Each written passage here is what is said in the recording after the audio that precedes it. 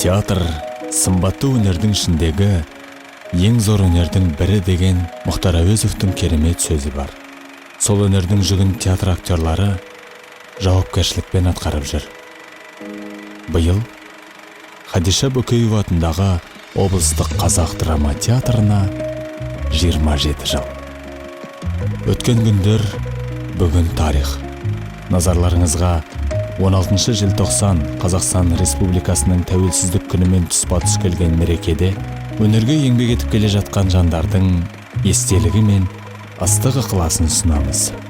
Сахна шымылдығын Мұхтар Әуезовтың қара көзімен түрген кезде костюмердің жүгін арқалаған Роза Домаланова театрда жемісті еңбек етіп қара шаңырақтан зейнетке шықты. Мен театрға келген уақытта театр ашылады деген приказды мен бірген неше күннен кейін, может, или бір айдан кейін мен сол театрға костюмер болып келдім. Мені алды Сүлейменов. Ол уақытта Сүлейменов директор, біздер бухгалтерия болды. Сосын мен келдім, Саша Кладько ол водитель. Вот біздер солай болып бастадық. Сосын менің деканың костюмдері, қалған костюмдерін қабылдап алдым.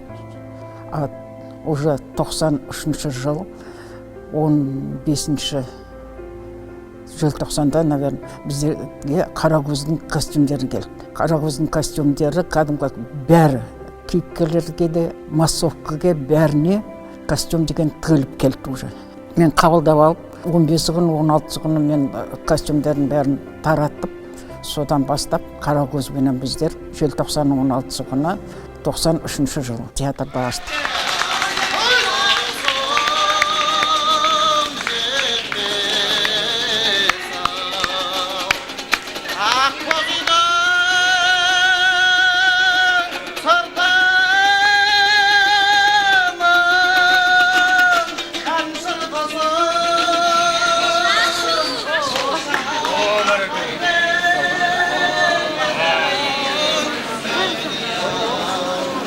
Мәдениет саласында 20 жылға жуық басшылық еткен, Шапағат медалінің иегері, бірнеше қойылымдарды қазақ тіліне тәржімалаған, өмірін өнерге арнаған қайраткер Құжырғали Төлеуішев театр тарихынан сыр шертеді.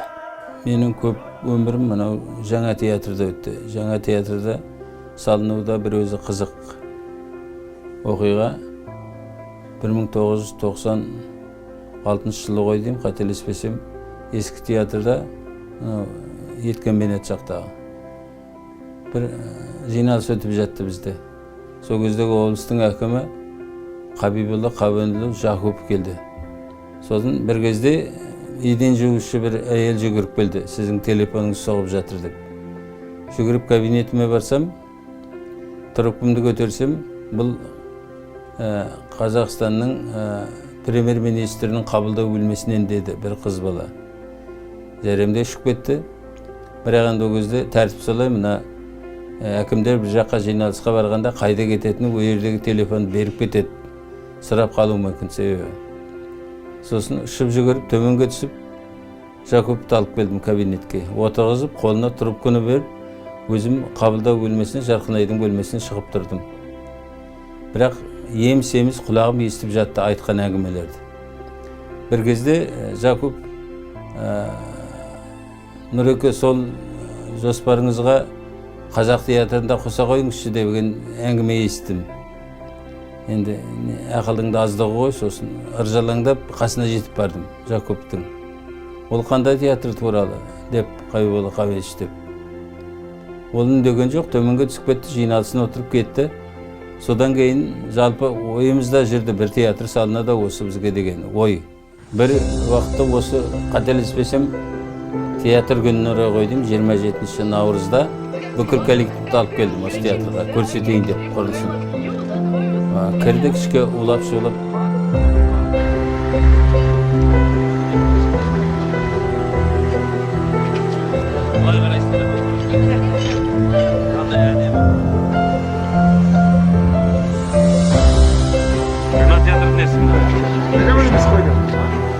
Soсын маған еші бір қалай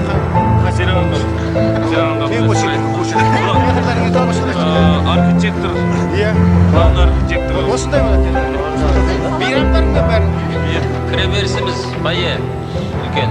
Рахметов дейтін басшысы болды, құрылыс мекемесінің екеуміз. Енді мен қазақшылығыма салып, жігіттер шыдаңдар енді. Бұл бір қазақтың игілігіне салынып атқан ғимарат қой десем, жаңағы Рахметов марқұм тәуір адам еді. Орыс жерінен туған өзі.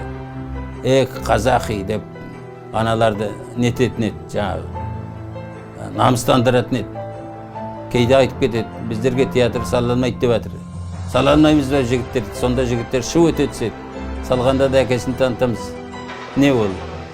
Проектісін беріңіз, сызбасын беріңіз, қалғаны ешкімнен кем салмаймыз деп кәдімгі өжеттен салды осы жігіттер, құрылысшылар осы мекеме.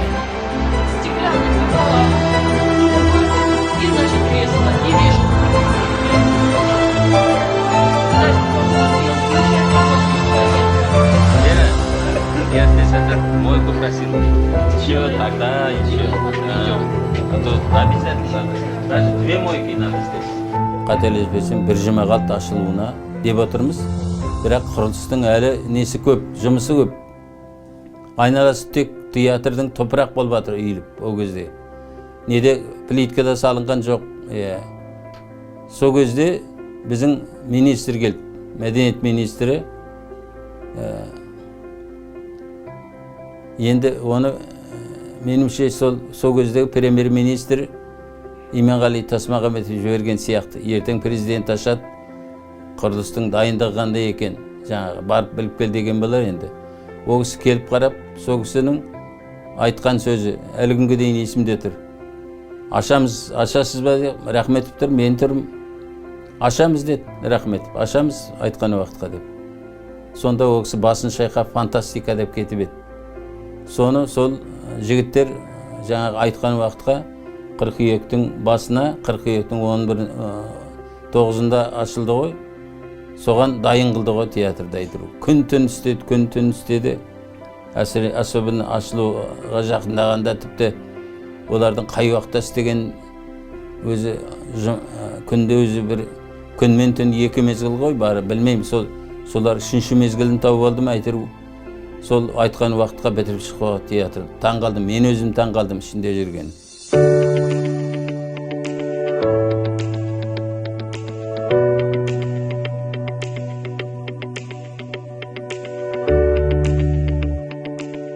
Жаңадан ашылайын деп отырған театр қазіргі біздің ашып отырған бұл да осы қаланың, батыс Қазақстанның, бүкіл Қазақстанның қуанышы.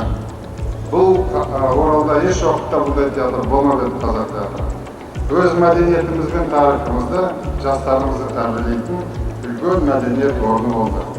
Біздің кемеңгер ата-бабаларымыз соны Құрманғазыдан, Динадан, Ғарифолладан бері қарай, ары қарай бізде тұрған ағаларымыз Әзірбайжан, Мәмбетов, Қыдыр Мырзалиев, осылар жалғасатын сіздер ұрпақтар, осы ғимараттан тәрбие алып, тарихты біліп, өнер-өнегені біліп өстін деп отырған мемлекеттің сіздерге деген қамқорлығы.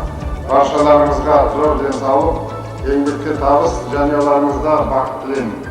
Сонымен жұмыс істеп кеттік жаңа театрда. Жаңа репертуар керек болды, жаңа творчы шығармашылық құрам керек болды. Біз сол жылы мына Жүргенов академиясына әдейі Мұратты жібердім, Ахмановты. Жаңа бір несін аламыз, выпускасын институттың деп. Содан 9 ба, 10 ба бала келді. Бәрі де обалдарына қалдым, алайын, сен тұр мен айтайын, өте жақсы балалар еді. Өте шебер, өте жақсы актерлер еді. Көбі қазір басқа театрларға ауысып кетті, қазір көбі кинода жүр. Бізде театрда қалған Нұржігіт қазір олардан. Сосын Жұлдыз, қазақтардың шығарған киносын қарап отырам, жарым-жартылай сол біздің балалар ойнап жүреді көбіне. Мен бұл кісілердің жұмысын көргеннен кейін ойлаймын, әрбір режиссер актерлық этаптан өту керек. Ес білгеннен өнерге құштарлығы әртіс боламын деген асыл арманы оны театрға келді. Театр туралы естелігін актриса мәдениет саласының үздігі Нұргүл Жұбатова жалғастырады. Еліміздің батысында орналасқан Европа мен Азияның алтын қақпасына айналған Ақжайықтың төрінде 93 жылдың 16 желтоқсанында дүркіретіп тұрып қазақ театры ашылды. Біз сол қуаныштың қақ ортасында, бел ортасында жүрдік.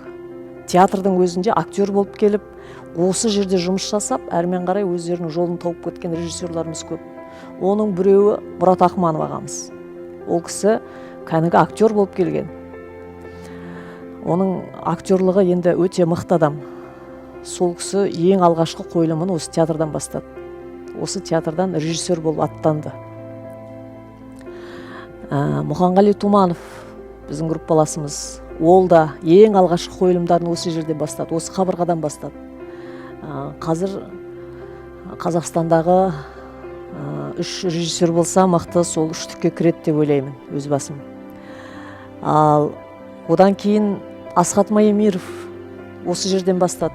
Біздің театрымыз көп режиссерларға алғашқы баспалдағы болды деп айта аламын. Одан кейін Самал Абуов қаншама қойылымдарын қойды. Жігер Мұрзалиев қазір денсаулығына байланысты жұмысын тоқтатты. Бірақ оның да режиссерлік жұмыстары осы театрдан бастау болған болады. Жамбыл Заев деген бауырымыз өзінің бір қолтаңбаларын жасап жүр. Спектакль барысында саздың орны бөлек. Театрға 19 жасында келіп, күні бүгінге дейін еңбек етіп жүргендердің бірі сазбен көркемдеуші, еңбек даңқы төсбелгісінің иегері, сахнагер, ұлттық театр сыйлығының 2019 жылға ең үздік дыбыс режиссері атанған дыбыс цехының меңгерушісі Ержан Қажымов. День рождения театра совпал с Днем независимости Казахстана. Это для нас два больших события. Всему коллективу театра хочу пожелать творческих успехов, больших премьер, бурных аплодисментов, благодарных зрителей, взаимопонимания в коллективе. Также хочу поздравить зрителей, пожелать им хороших впечатлений от театра. Көзі қырағы көрермен куә. Реквизитсіз қойылым жоқ. Кейде бір реквизиттің өзі драманы аша түседі. Спектакль басталғаннан соңына дейін сахна сыртында жүретін реквизит цехының меңгерушісі Жазира Тоғжанова. Театрдың білікті қызметкері. Мына тостағандардан алсақ, ол 93-тен бері қарай келе жатқан заттың бірі. Оны қазірде біздер қойылымға пайдаланып жүрміз. Ағаштан істелген Атырау қаласында. Әрбір қойылым өзінің реквизиті болады. Мысалы мына қобызды алсақ, ол Иранғайып Қорқыт қойылымға арнайы жасалған біздің бутафорный цехтен.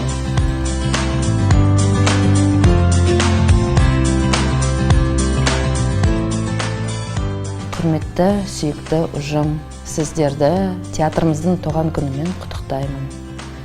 Зор денсаулық тілеймін, шығармашылық табыстарымыз мол болсын, ауызбіршілігіміз мықты болсын, аман болайық.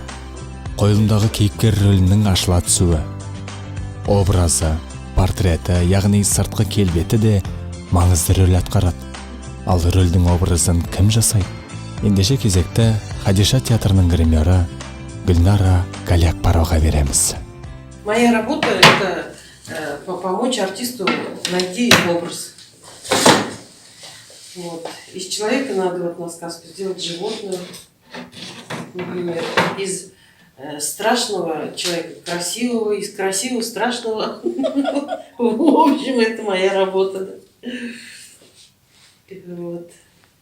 Ну, однажды есть такой Заев Жамбыл, актер, за кулисами. И там ЗТМ, и я должна одеть ему усы, может кто-то приклеить. А света нет, темно, вообще ничего не видно. Ни фонарика, ничего нет. Ну и вот так в темноте вот, и приклеил. Все, болды. Он убежал, а потом выходит оттуда. Оказывается, усы в другую сторону.